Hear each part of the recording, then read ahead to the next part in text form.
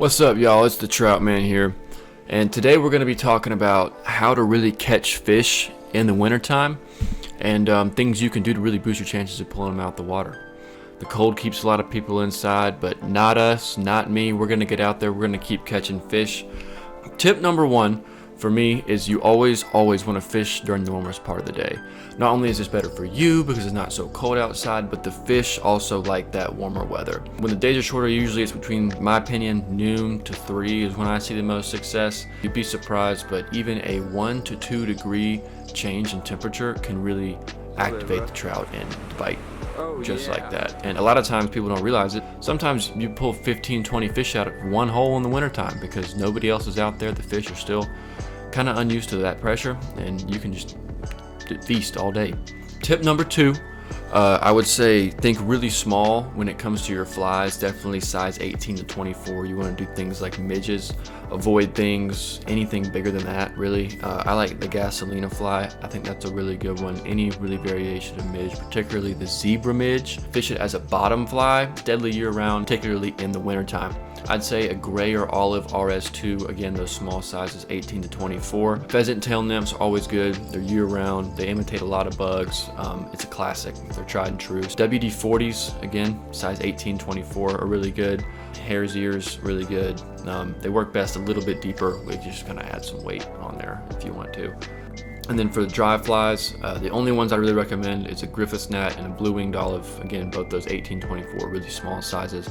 But only throw them if you see a bite or see a hatch. Only throw them if you see a hatch. Don't throw them out there if you're not seeing anything, because the fish are not going to go out of their way to come and get it. You're much better off nymphing. Tip number 3. With these nymphs, you want to nymph deep and slow. The cold water means sluggish trout. They don't want to come up and get dry flies. They don't want to chase anything through the water. You definitely want to keep your fly near the bottom, because that's where they're going to be. Even a difference, if you're missing them by 2 to 3 inches, they're probably not going to go out of the way to come get your nymph. It's just not going to happen. Tip number 4 kind of bleeds into tip number 3 a little bit. In these kind of deeper pools, you want to fish slower water. So slow, deep pools is what I would say. Slow seams can produce as well too, but it's really just those deep pools. Trout really avoid the fast riffles in the wintertime because they don't want to expend energy that they don't have. The insects are not coming to the water column as much, so there's not as much to eat. They also are a lot colder. They're spending a lot more energy to swim in the first place. Tip number 5, also would suggest this tip in the spring, is to downsize your tippet. In the wintertime, the water is a lot more clear. The fish are going to be a lot more picky, and they'll pick up on anything bigger than a 5X. Like if you're using a 3X or a 4X, they're going to see that. They're not going to hit your fly. In the winter and spring, I usually run a 9X 6-foot tapered leader. I use about a 3.3 pound test. It's plenty big enough for especially the things we got here in West North Carolina. That's what I would go with. Tip number 6, go ahead and use natural colors. You don't want to use a lot of these flashier patterns like the purples, the blues that you might in the spring or the fall time like I do. I have a hard time not doing this sometimes, but it's definitely better to use colors like black, kind of an olive, browns, grays. A lot of those flashy flies, like again, because that water is so clear, they will actually spook the fish. Tip number 7, just get out there. Who cares that it's cold, just bring some wool socks, throw the waders on, and get out there. Wear some gloves if you need to. Personally, I don't like wearing gloves when I'm fishing, but you do you. Tip number 8, try a winter streamer, but fish it very slowly. Maybe like small streamers. I like to use woolly boogers sometimes, That's really about it. Just strip them slow, especially on cloudy days, and use really long pauses to give the fish a chance to hit it, and just pull it nice and slowly. If something's moving through there quick, the trout are not going to go out of their way to come grab it. If it happens to go right by the face of a fish, he's going to grab it, and you're going to have yourself a nice trout.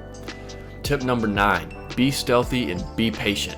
In the summertime, it can work sometimes coming downriver, moving around a lot. But in the winter, you really want to take slow steps, avoid creating those ripples because the trout spook so easily. You don't want to just go treading through the water, making a bunch of noise, because they'll hear you coming long before they're in casting range. Tip number 10, it's going to be the last one. Just use a simple rig. This is my favorite. This is my go-to rig in the wintertime that I like to use.